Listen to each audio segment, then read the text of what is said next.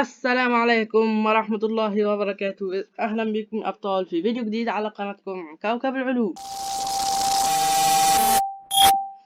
امبارح نزلت لكم سؤال في فيديو ماذا يحدث إذا كنا ثقب أسود في الشمس، وقلت فيه لو خيروكم ترمي كوكب جوه الثقب الأسود تختاروا إيه؟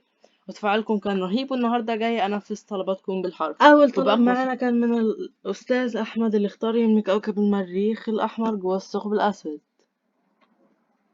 شايفين يا جماعة، الجاذبية بدأت تشد الكوكب، بيتدمر تماما، بيتفتت في ثانية. مع السلامة يا مريخ. طلب الأستاذ أحمد اتنفذ. الطلب التاني كان من الحساب ده اللي اختار المشتري العملاق ده أكبر كوكب في المجموعة الشمسية. تفتكروا الثقب الأسود هيقدر عليه؟ ادي المشتري اهو.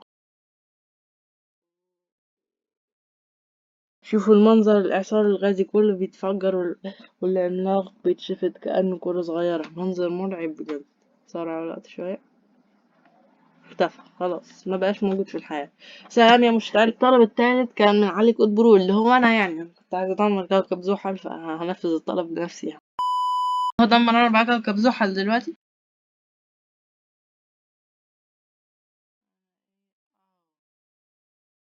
الحلقات اتكسرت واتشفطت، وبعد كده الكوكب اتدمر.